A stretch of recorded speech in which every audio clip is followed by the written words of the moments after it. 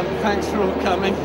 I'm here for like a little bit this morning, and I thought it'd be nice if I did a bit of a Q&A if anyone wants to ask any questions of anything, or get anything signed or whatever. But gosh, scary.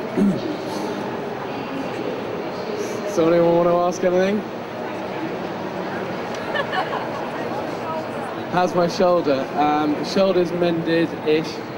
We've filmed 2 shows since my accident. I got back from the Arctic at about midnight last night, and it's okay, you know. But I don't think we're ever going to arrive at the end of our lives in perfectly preserved bodies. So I've got bones sticking out and weird-looking scars everywhere. But that's okay, you know. It's a bit sore, but it's mending-ish. Most disgusting thing I've ever eaten. Yeah, that's a long list as well. Recently, I caught a reindeer in the Arctic 2 days ago, and ate the raw heart out of that while it was still warm. Huge, like this big, you know. How did I get into all of this madness? I was in the army beforehand, and I left that, and Channel 4 said would I do a series for them on what it's like to join the French Foreign Legion.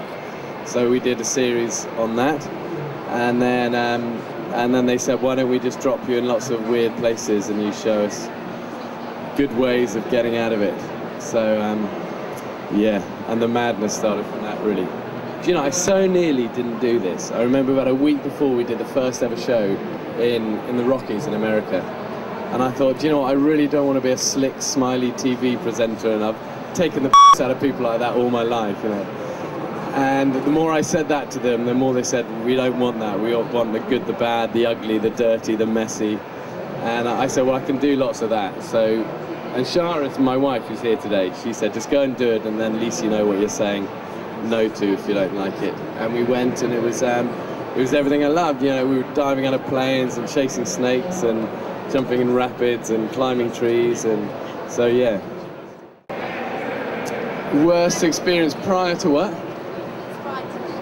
That's frightened me the most. Do you know, if I'm honest, I have bad experiences during this show every day. You know, and the honest answer is that I'm scared every day. You know, we're doing these, you know, big free climbs and dealing with big animals and, you know, big rivers and aeroplanes the whole time, and I just do get nervous with it. But I've also learned that that's okay, and that, you know, fear is there to sharpen you, I think, for what you're trying to do. And do my kids eat worms in the garden? Jessie, do you eat worms in the garden? I do have fun. What happens that I get back? This is absolutely tricky. I got back at like late last night.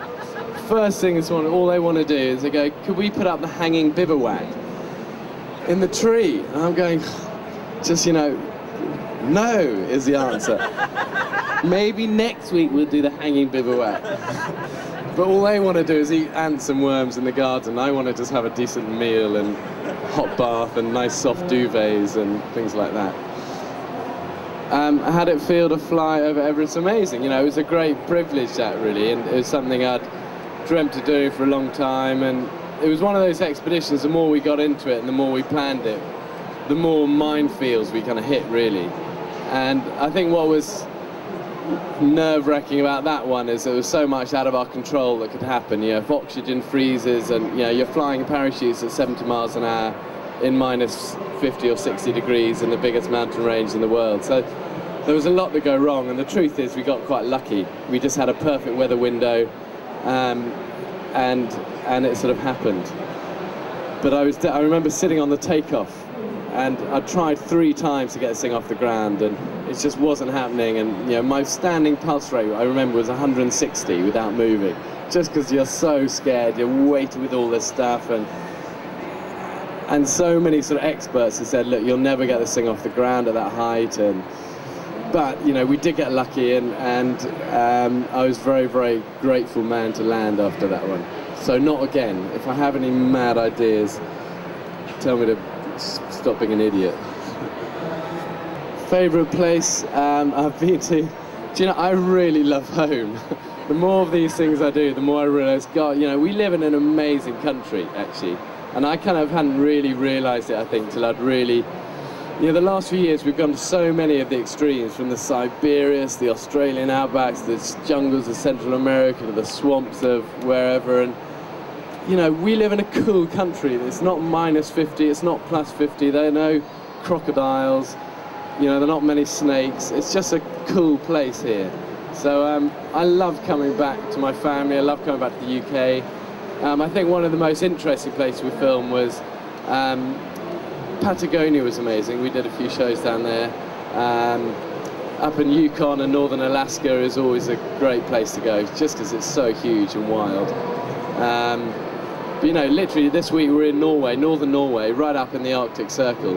And it's like being on the moon. You know, you literally go 500 miles in, choose a direction, and there's nothing. You know?